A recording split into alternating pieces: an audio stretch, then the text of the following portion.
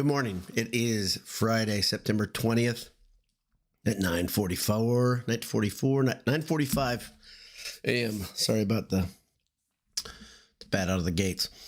Hope your morning's going well. Hope your week was good, and hope you were able to not be so angst-ridden.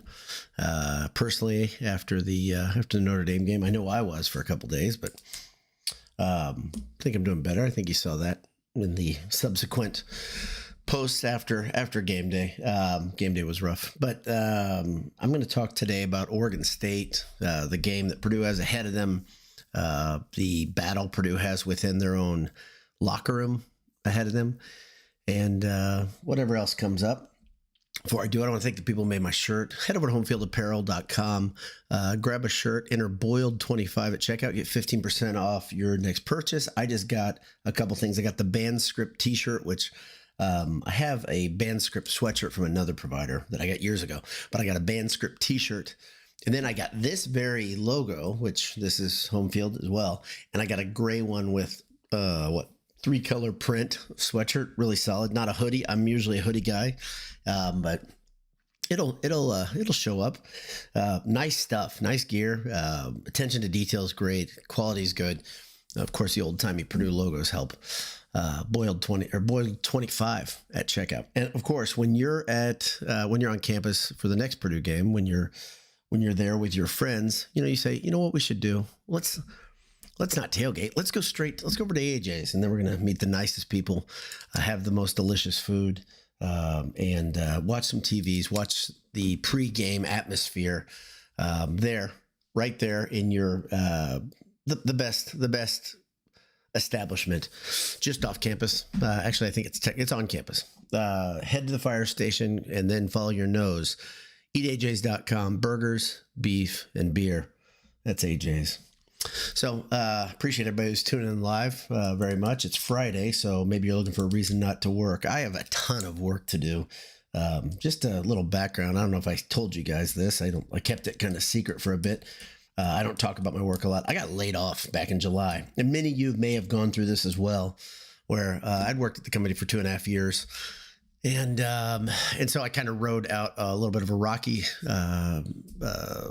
transition. Now I'm a contractor again, which I've been for the majority of my career, but I am busy. And because of that, I don't have the time to invest in pre-show content, which is the most important thing. As my wife would tell you, she simply loves the fact that I have a hobby that doesn't make me much money, but just drains a ton of time.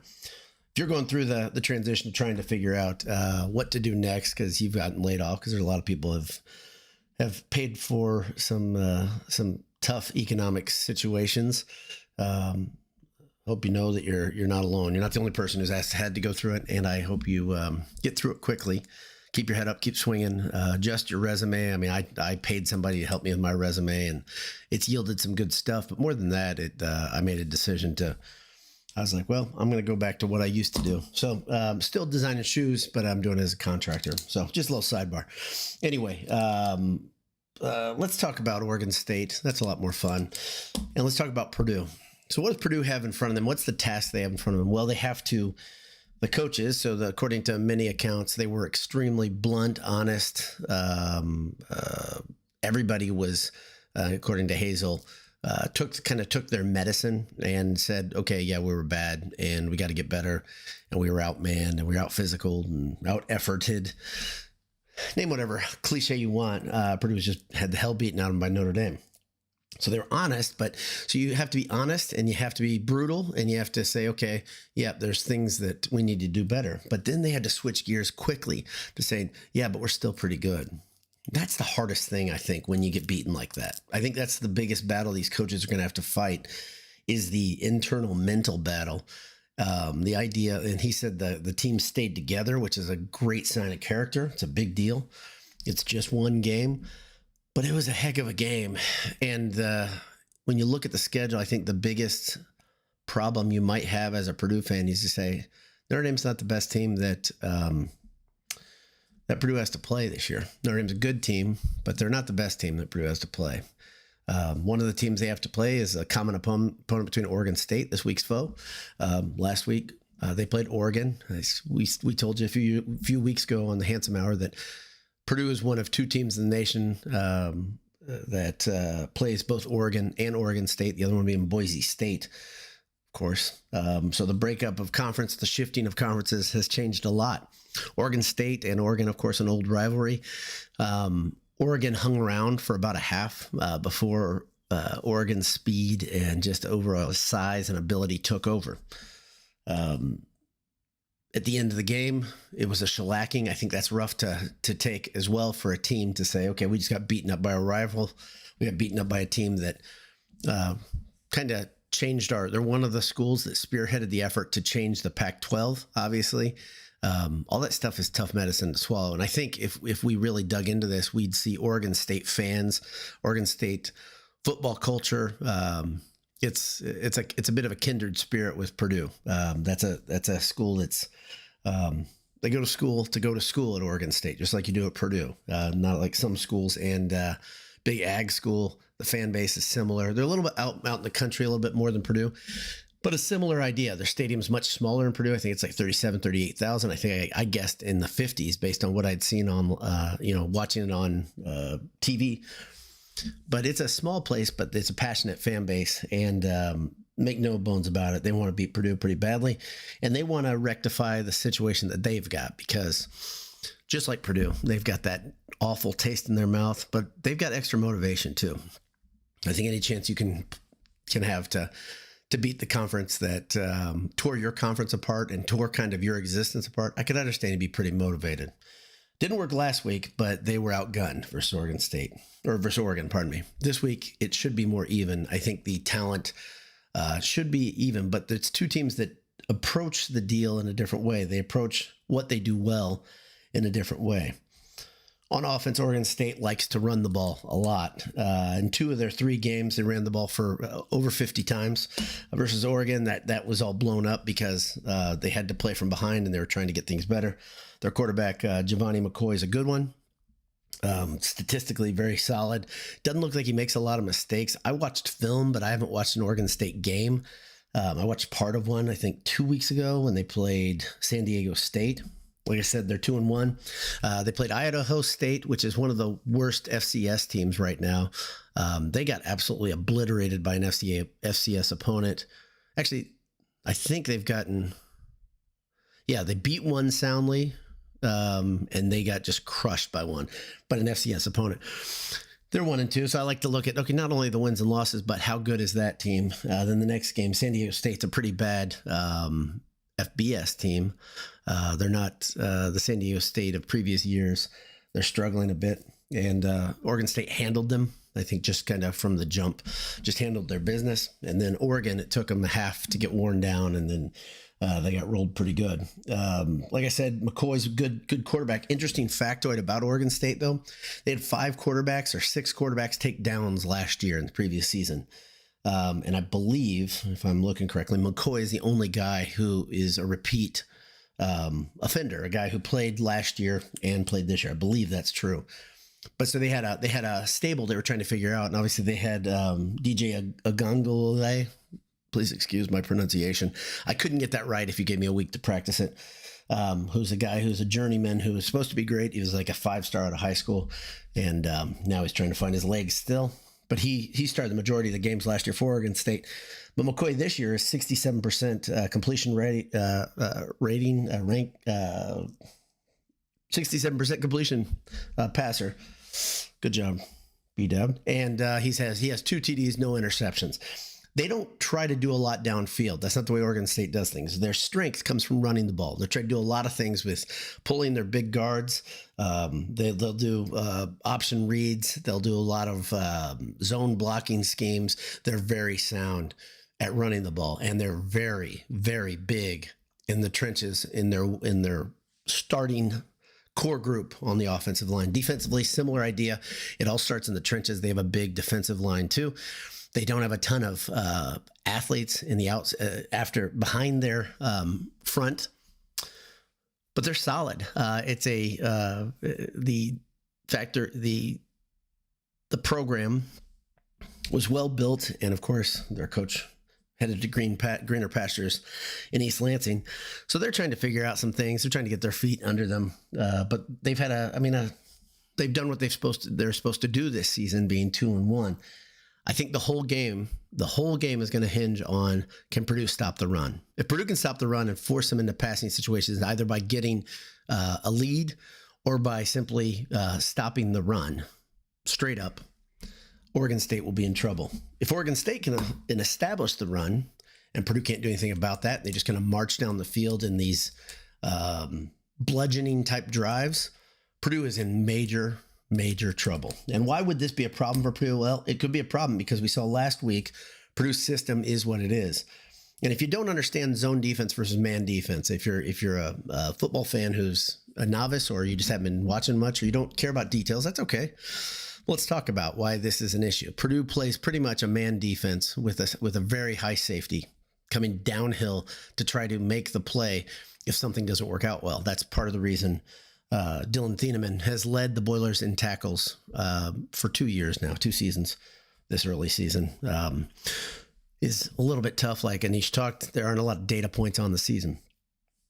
But the problem you've got with this system is you're asking every single person on the field to beat their guy pretty much every down. Purdue hardly ever switches out of this system, and it can be exhausting for those guys, especially if the depth is a problem. Purdue's depth is decent, but are they good enough to constantly play man? They surely aren't good enough to play it versus Notre Dame. They're probably not good enough to play it against Penn State effectively. They're probably not good enough to play it against Ohio State effectively. They may not be good enough to play it against Wisconsin effectively, even though Wisconsin's down, just because Wisconsin has personnel and people that are really, really good at what they do, and they understand what they do. Now, Oregon State's a team, though, on paper, you look at it, you say, Purdue might be able to match up with Oregon State's talent. They should be able to match up. Let's go to the next one, with Oregon State's talent, because of Purdue's success in the portal. Got a lot of guys there that are talented. That's not wrong. The assessment that some people had, some Purdue fans had this last week, was Purdue just doesn't have the talent. I will stand on this. I will die on this hill and say that's not the issue. Individual talent on Purdue's defense and offense is not the issue. The scheme is the issue. One concern Purdue has, or from an injury standpoint, is starter Stewart, one of the transfers from Ball State, Corey Stewart. He played 50% of the downs last week versus Notre Dame. This week, he's supposed to be a full go 100%. So you've got the entire starting offensive line there. You've got the guys behind him who should be good. Again, the question is, are they gelling the way you want them to? But they sure didn't look like they were last week. So one of the things, if you want to look at parallels, like I said, I compared this team a little bit, if we're going to look on paper, similar to Jim Coletto team, in that you have size and you have talent on paper and you have some experience, but the scheme is not putting them in place to succeed. And Joe Tiller came in, reinstalled a new scheme, allowed those guys to develop into something they never would have developed into under Jim Coletto. But if you want to look at another dark era, the problem, Darrell Hazel teams. When I was watching Darrell Hazel games, I always hated when it was 14-0 in the first quarter, because I knew that team was pretty much doomed, because they weren't built for a comeback. The offense couldn't do that. And the other thing I was always looking and watching for it during the Darrell Hazel era was, is the team moving the ball? Because many games, they couldn't get it past the 50 until late in the second quarter, middle of second quarter, third quarter. And Purdue had just that versus Notre Dame. They did not get the ball past the 50 until the third quarter. Those type of things, being down early and not being able to execute your game plan because you've been hit in the mouth and you don't know what to do to recover, and then just simply not being able to move the ball in offense, that's really tough, because what it does then is, like I said, you're playing pretty much man defense all the time, a version of man defense all the time on the other side of the ball, and your guys are getting exhausted.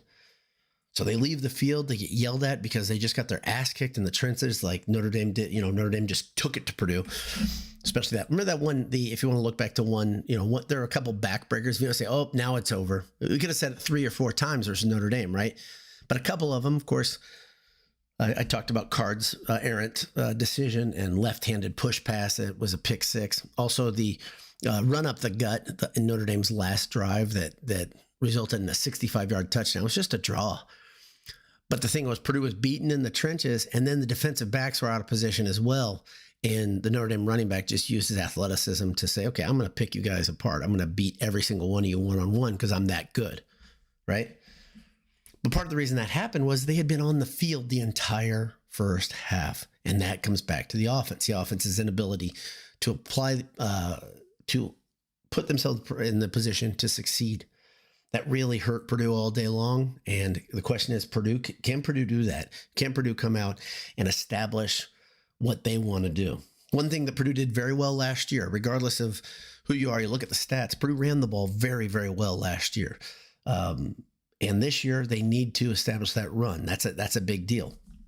Once you establish the run, maybe Card will have a little bit of time to work back there. He didn't have any time to do anything. And I think some people, some Purdue fans took umbrage with the fact that I talked about Card or called him out a little bit. The reason I call out Card and the reason I talked about him during the Handsome Hour was because this guy it's in his second year of starting, and versus Notre Dame, we didn't see any step forward. It's not his fault that the offensive line isn't giving him time. Don't get me wrong. And the whole thing doesn't fall on him, and not even the majority of that game follows on him. In fact, if you're going to place blame, you can do it this way. You could say offensive line probably number one, because they could not, like I said, they couldn't establish anything, run or pass. Then the next one, I would say generally, the defensive front. Man, so in the trenches where we thought Purdue was strong, they turned out to be very weak versus Notre Dame. And of course, I think the overarching theme, the coaching, was they did not have a game plan. This is the thing that's so damning about Purdue right now, is that you look at the long view. You say, how can they recover from this? Because it seems that this coaching staff, their self-awareness of what they thought this team, the Purdue team, would be this year was so off. And that comes back again to them being young, not understanding the situation. I don't think it's damning. I don't think it's the end of the world. But boy, they are learning on the job, it seems like. And I like the coaching staff. I'll keep saying that. I like the guys. This is why it's so hard to be in this position where you're like, man, I'm scratching my head as to how do you fix the situation.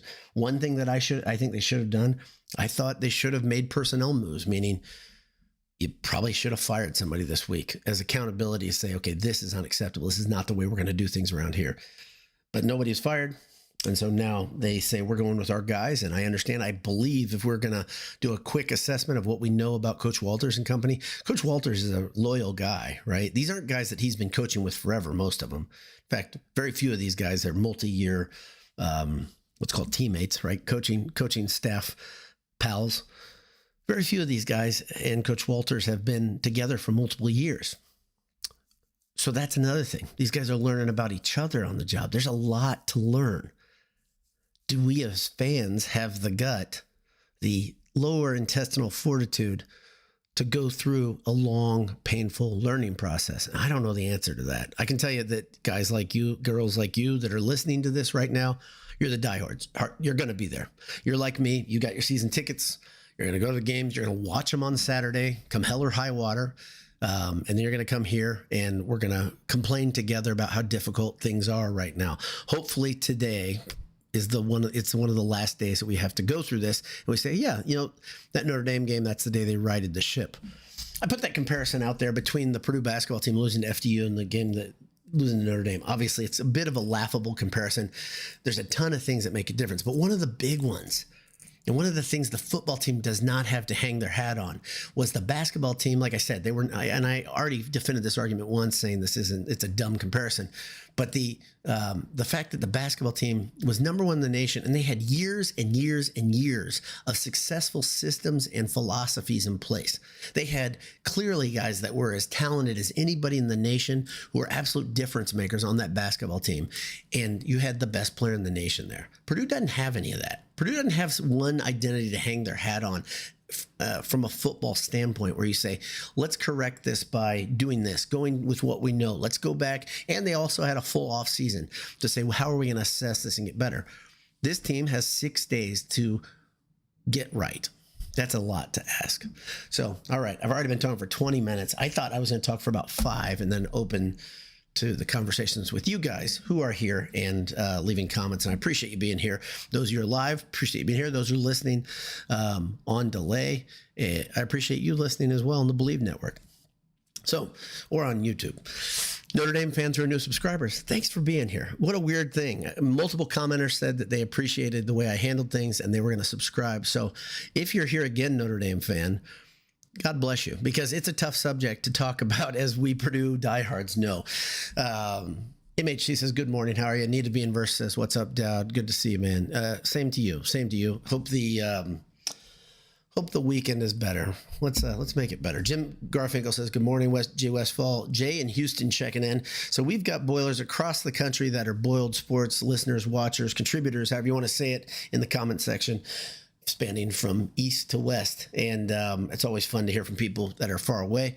In the Southwest, though, maybe it's a little different there, but the heat is finally breaking here in Indiana, but my lawn is absolutely torched. You're probably used to that, Jay. Things are a little dry down in Houston. Andy Day says, morning. Hot down here in Houston. Look at what? Back-to-back Houston. Michael Anthony Harrington says, thoughts on the black Purdue script jerseys leaked on College Football 25. I'm a big fan of the script. Want basketball to have their similar away jerseys. Yeah, I love the script. And if you've heard me talk about this, I think it's my favorite Purdue logo. I generally, if I see something and I'm out and about and I have the budget, the Purdue script sells it to me every single time. So that'd be great. It's overdue. The fact that we had to wait 2 seasons for that. The one that the uniform, the basketball uniform that failed, I think in many Purdue fans' eyes, I actually liked it. The one that's the high arcing Purdue. But it seems like that's probably already fading away, right? Especially if we're getting a script version of the black. So that's great, though. Love it. Andy Day says, wish there are a few more details on the uniform overall like the Boiler uniforms posted on their feed. See, I missed this. And so here's the thing. I'll be really honest, really candid with you guys. Now I have to go catch up. I have not been on social media hardly at all this week. If you follow on Twitter, you can see it kind of flares up and then it goes away in probably a 5-minute, 7-minute span. So you're saying I missed this. College football is saying that. So for the Oregon game, I think is what you're talking about. So now I'm filling in.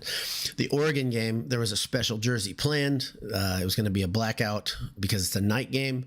And so now it's been leaked that the black jersey has the gold Purdue script. There we go. That must be what it means. I don't know if that works in football. As much as I just went through that whole thing for basketball that I like it, I thought, I misread it. And this is the problem with streaming live and not being very intelligent. John Younger says, I've been laid off 4 times in my career. Hang in there, everyone. Keep grinding. Better things to come. Yeah, that's really hard medicine. Something that, like I said, affects us all. My dad went through it. It's hard on the family. It's hard on your confidence. We can see the parallel, Purdue fans, with the confidence being shot among Purdue fans and among Purdue players and coaches after getting shellacked. And I thought about this comparison, and I meant to mention it. Think about it if you have something part of your job where you fail at, okay? And whether it's perceived failure or actual failure, where you fail, though. Let's say you fail at a presentation, you do a poor job, whatever. And then you have to come back and do that part of the job again. That next time, it's a little shaky when you start that presentation, right? It's a little tough to get off the mat and say, I got to do it. Well, I always like to compare real life to sports because the psychology of what these athletes are going through, there is some parallel. I know it's a weird thing. It's not exactly the same. A lot of us aren't blessed enough with the physical gifts to play Division I sports, especially if you're here on Boiled Sports. I'm 5'4". I played a year of organized football. But I can tell you the guys that I knew that played during the Jim Coletto era were extremely confident people. They thought they were the best. They were sure they were the best. It just things hadn't gone their way yet. So hopefully this Purdue team has the same psyche and they all believe in themselves and they're like, okay, yeah, that was just a speed bump. We move on. Purdue fans, like I talked about last week, it's a little different. Fans deal with losses a lot harder than players do sometimes. It's a little different in the social media age because they hear it a lot more than they used to, especially if they're really on social media. But a lot of these guys are smart enough to turn their phones off or just to not make that their habit that week. So anyway, Neth Nala says, glad you're doing all right and finding work. Yeah, it's shifting my gaze from trying to look for a job because it is tough in footwear right now. especially trying to find a remote position because my family's not willing to move, to going back to contract work. So yeah, it's been fine and been blessed. And I thank God for everything going the way it's been, but I've been so darn busy. And I've got a meeting at 12:30 I got to prepare for. Ryan Lewis says, you said Hazel. Yeah, it's a joke in itself. Yeah, I think we should know our history before we move on to the future. I don't care if it's in sports or otherwise, but we should know our history. And one thing Purdue fans know is we know the pain that comes with poorly prepared coaching staffs. We saw poor preparation last week. Need of Beanverse says, sorry to hear about the layoff. Glad it worked out for you in the end. Yeah, it's working out. I think it's in a process. And if you've gone through this, I think you would see the parallel. It's a process. Nothing feels like it's ever solved until you're absolutely done. So, yeah, that's about it. Andy Day says, according to Hazel, yeah. Daniel Reese says, good morning from Oregon. Sorry about the layoff. We'll be at the game. That's awesome. Hopefully we can stop the run since Oregon State has some decent backs, or it's going to be a long day. Yeah, so you're not going to be alone out there. It's funny thing is there's a decent Purdue contingent out in the Northwest, as you know. My brother-in-law is going to the game, which I'm stoked. He's about an hour away from there. Good for him. I'm hoping you guys bring a little bit of thunder and let the guys know they're still supported, even coming off that loss. Maniacally Steve says, I ain't here to play school. Exactly. I ain't here to play school. I'm with you, Maniacally Steve. Good morning. Yeah, we're not here to play school. We're here to play sports, play football. Big Time Boiler says, Boiler up. How you doing, Grant? Talk to some Oregon State fans. Man, I hope the actual team is overly confident and cocky like their fans. That's funny. Okay. So I think Grant travels with his work. I don't know if he travels that far west, but he must. I don't know if he does that usually. But he says they're overly confident and cocky fans. And the funny thing is, I know some Oregon State fans, and they don't seem like that type, but good.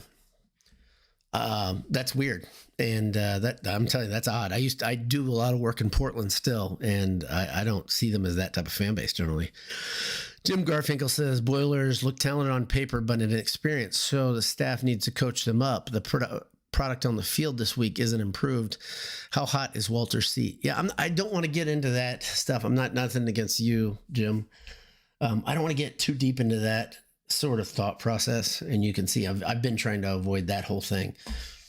But I can tell you this game's important. It's important because of the nature of the opponent and the nature of the remaining opponents. I'm having a hard time talking. The remainder of the schedule. That's what I caught myself right between the remainder and remaining. Holy moly. That's the problem, is this is a game where you say, okay, Purdue matches up well with this talent level, and they do not match up well with many of the remaining teams. And so it's an important game. It was an important game before the season. I said that. I called this a pivotal game for the season or for the overall success, because you need to have this one because it gets much harder and it kind of stair steps upward. Hard schedule. Need to be Immersed says, excited for the Boiler Ball 23-24 video recap release next week. I think it'll be a great product. Yeah, they're having that's pretty cool watch party at Mackey Arena, full feature length review of last basketball season. That'll be very, very cool.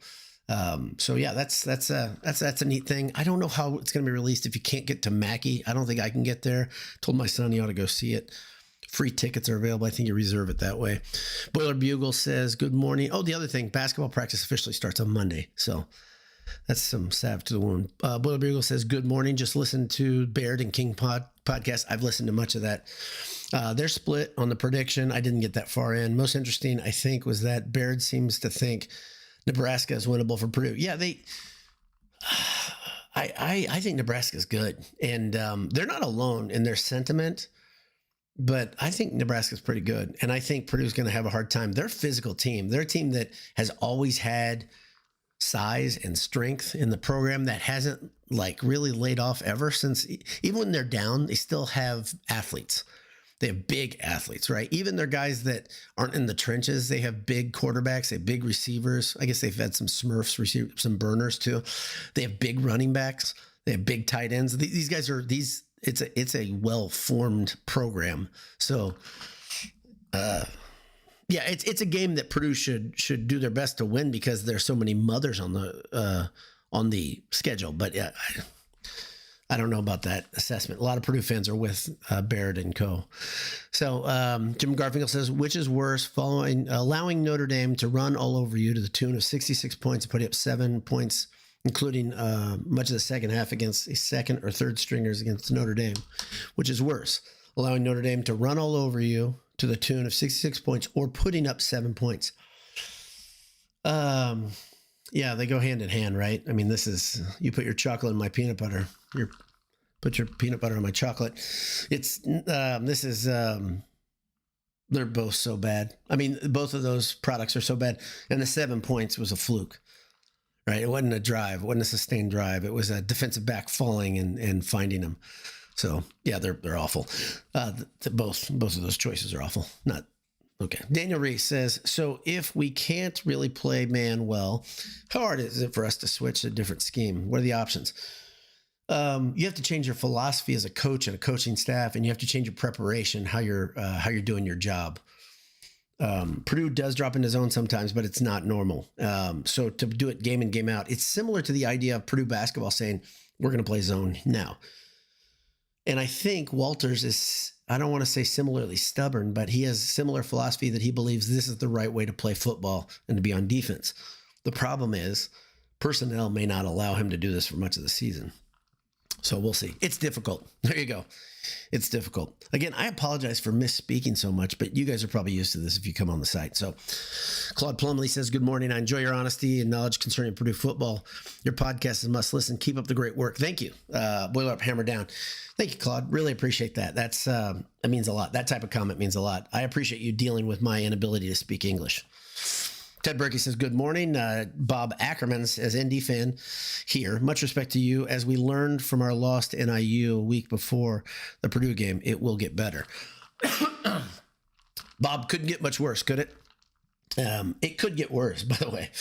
It could get worse in the form of guys getting injured and continuing to get bludgeoned.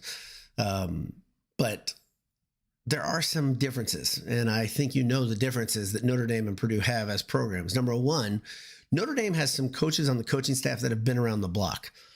Purdue doesn't have that. And that's the thing that might concern me more than anything, is that you've got so many guys that are, they haven't been coordinators long. They haven't been doing their jobs very long. They're good at what they do, but they're not long in the tooth. Being long in the tooth means you've been through these situations where you have to make adjustments. You have to change things. You know what it takes to turn something around.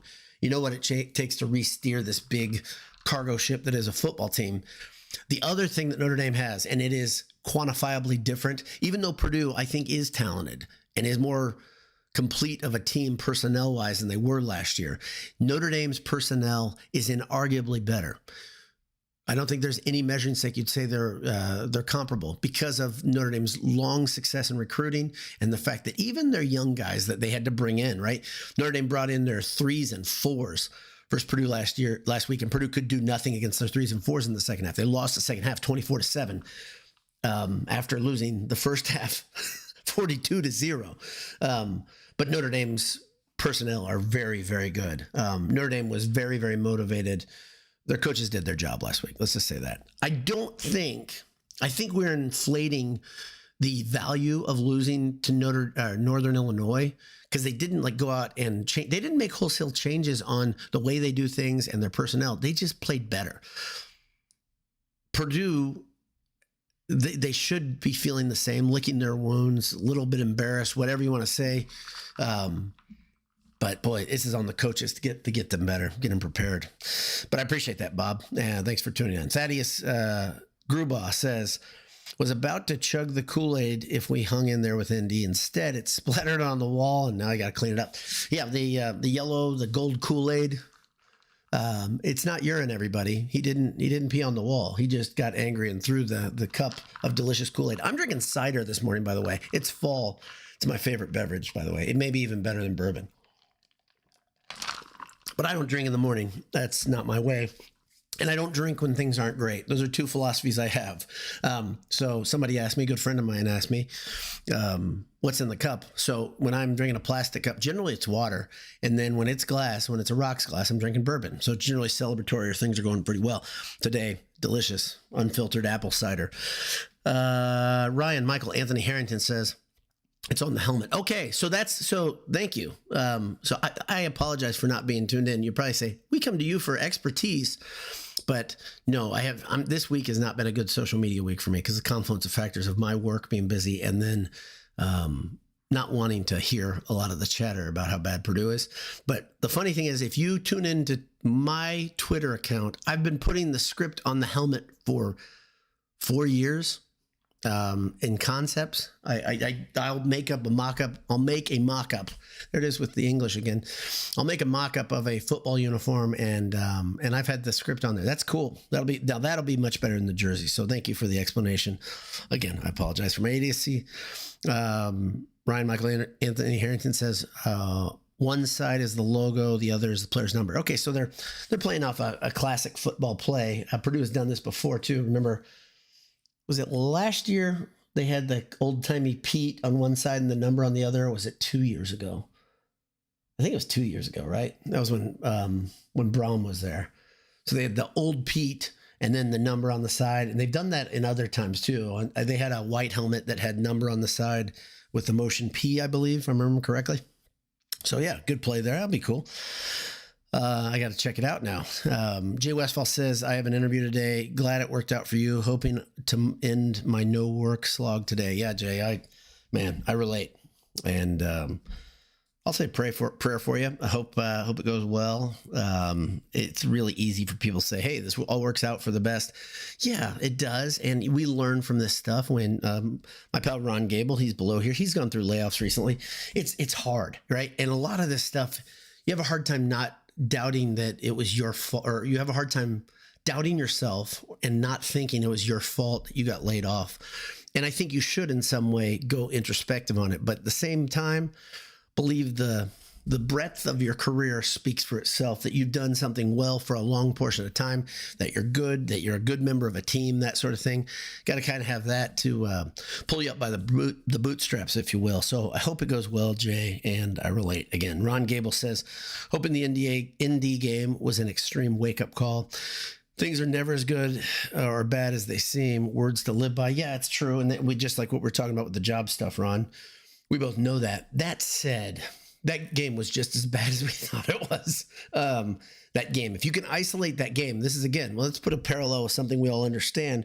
When something doesn't go well in life, you have to almost isolate it. You have to compartmentalize it and move on. And then later, maybe you can assess it and say, yeah, that was really bad. I need to get better at whatever it is, right?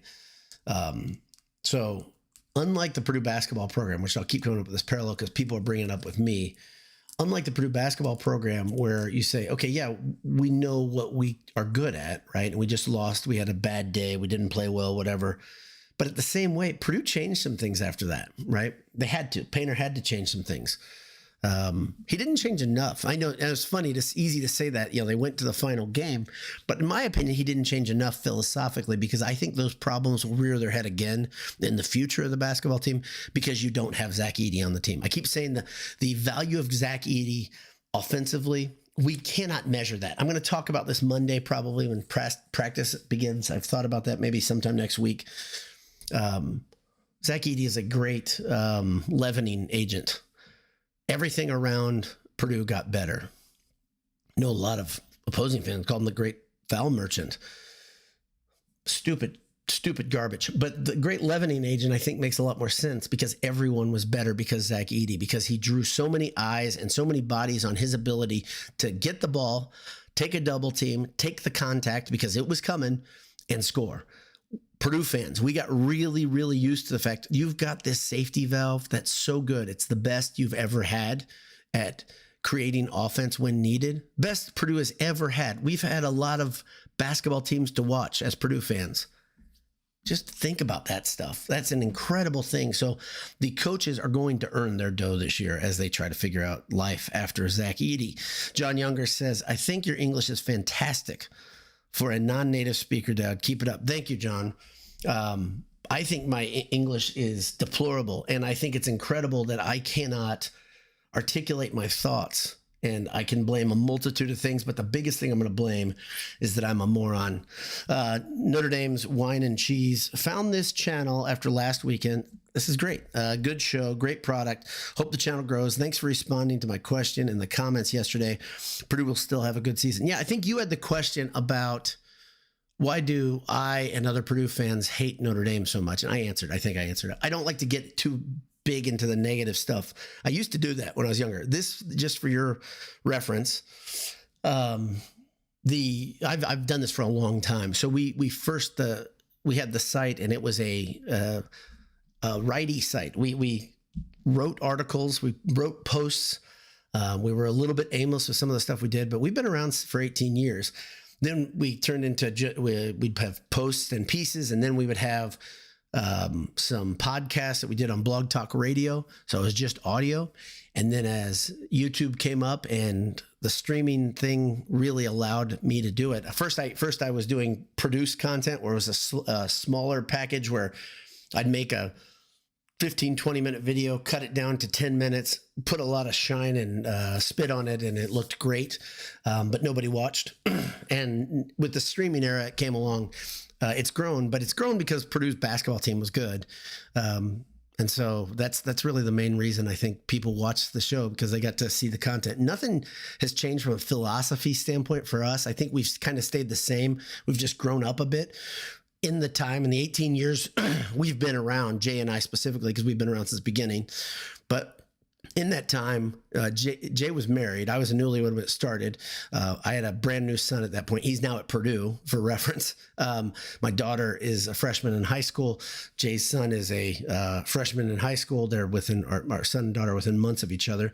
And then he's got another little one coming up. So he's a step behind us, and in his activities, Little League and stuff like that. It's part of the reason he didn't have time to come on here and be on the show with his pal Boiler Dad day in, day out. But thanks for being here. James Farot says, love the channel. Keep up the good work. Thank you, James. Appreciate it. Big Time Boiler finally says, I still can't believe YouTube TV Indy doesn't have a CW. Had to bring out the rabbit ears. Yeah, I've got a couple digital antennas I used when I was trying to figure out how to not have a cable box.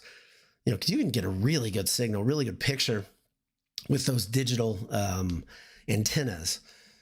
But man, it's such a pain, and I got to figure this out. I think my brother has a CW because he's younger than me, but he acts like he's 700 years old when it comes to media and consumption. He's still got the old Comcast boxes with the colossal remotes, the quote unquote universal remotes that they look like they were designed in 1975 now. Really bad design language on them, and his are all, you've had this where you break it because your kids throw them and drop them off a table, but the battery doors are all taped up on his, and he won't do anything about it. I'm like, dude, go stream, get on a Roku, YouTube TV. The product is so much better. Anyway, yeah, I got to figure this out. Got to solve the problem. Nathan A says, been here since Side Boob Friday. So Nathan, you have been around a long time. So that product, Side Boob Friday, was something that Jay put out every Friday. Most of the time in game weeks, right? Because our content would go through the floor in non-football and basketball season, but he would put that out all the time. And every now and again, he didn't figure it out for the first 2 times he asked me. He thought I was just gonna do it. I wasn't a big Side Boob Friday guy, but boy, we got people like that, right? But I would put it out, and it would usually be fat men. And he didn't understand when he was giving me the keys to that car what he was going to get, the product he was going to get. So yeah, that's a long way back, and that was very offensive that we did that, and it was fun. But I didn't, honestly, that wasn't my product, and it was funny. But we also did things like we would talk about Major League Baseball in the off season, talk about stadiums, because Tim, one of the other original founders, and Jay would go to different stadiums. We did a lot of things. I talked about IndyCar more in typing, in posts. And I still like IndyCar, but yeah, we were aimless. So Maniacally Steve says, been here since the search Sexy Santa let somebody to Boiled Sports. Been here since the search Sexy Santa led someone to Boiled Sports. Okay, so that Sexy Santa, that's got to come from Side Boob Friday too, right? I mean, that's a weird, we must have put that in our tags, but that's great. I'm glad you got here. And I don't understand why you're here. I don't think I posted Sexy Santa, but Not that I'm above it. Let's see. Andy Day says, forgot about Side Boob Friday. Yeah, it's been a long time. I bet that was, you got to go back to, I bet you go back to 2012. Is that right? 2013, probably. It's been a long time.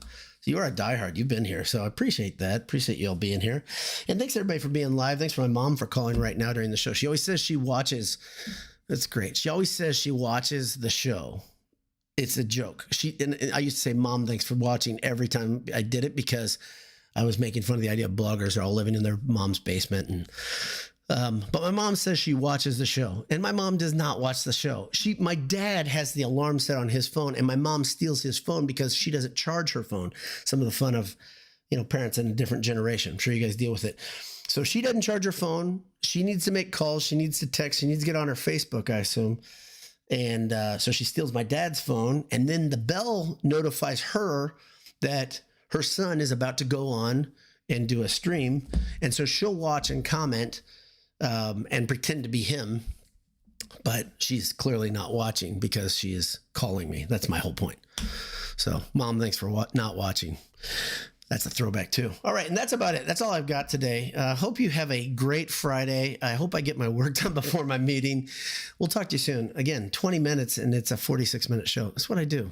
That's what I do because I care for you, care for Boiled Sports, care for the hashtag brand. Talk to you soon. See you.